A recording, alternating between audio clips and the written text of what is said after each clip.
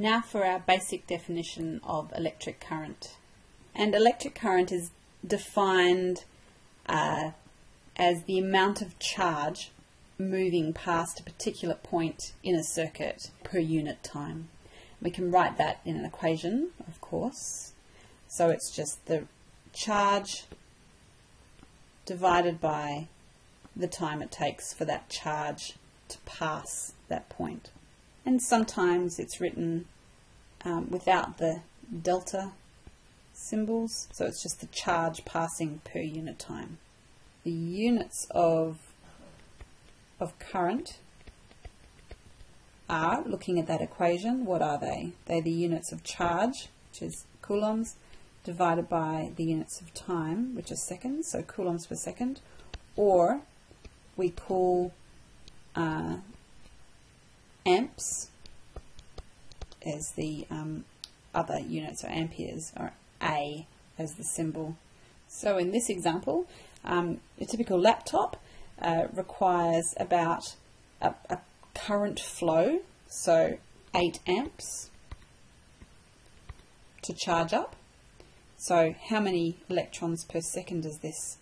Well, we know that the current is the amount of charge passing every unit time. So if we rearrange this equation to find out how much charge there is, we can say that for a current of 8 amps in 1 second, that is 8 coulombs of charge.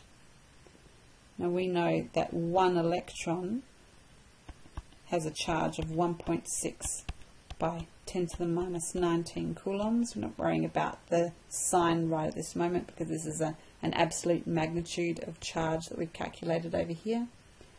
So the number of electrons is the total charge divided by the charge per electron,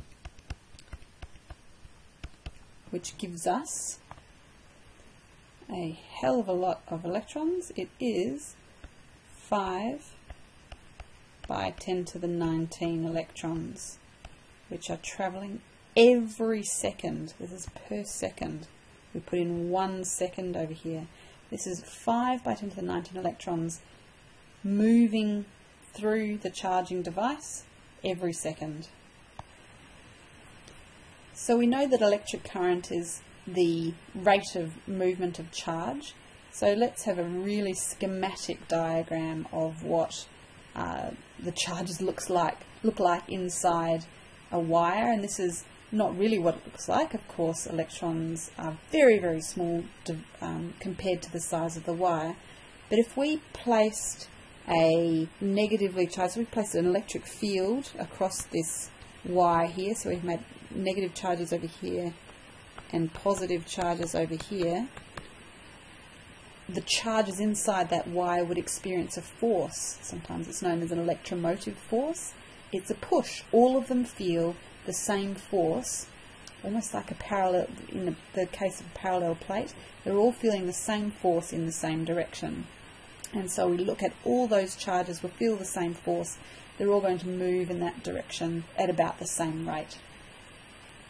So that potential difference that you apply across a wire, which is the basis of circuits, is transferred simultaneously to every single charge in that wire. So here's a little interactive demonstration. Suppose you've got this wire again, and each negative sign represents 1 electron. Of course, it's much more complex than this, which we'll discover in subsequent videos. But if we do this, we can calculate the current in electrons per second and then convert it to amperes. So what we've got here is our reference point. We're going to see how many charges pass that point in a certain amount of time, and here's our clock. Alright, let's see if we can do this. I'll count the electrons and try and stop when that point gets back to the beginning. 1, 2, 3, 4, 5, 6, 7, 8.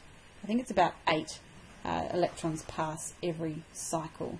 So let's say we've got 8 electrons passing every, let's make it 60 seconds, let's pretend that was a minute. So our charge is 8 electrons times the charge on an electron, which is 1.6 by 10 to the minus 19. So let's do it a little more straightforwardly, which equals 1.28 by 10 to the minus 18 coulombs. The time it took, let's say it was a minute, 60 seconds worth. And so if we combine that into our current, we can say it's the charge divided by the time, which is 2.13 by 10 to the minus 20, or let's round that to 2 by 10 to the minus 20, since we don't know those values very precisely.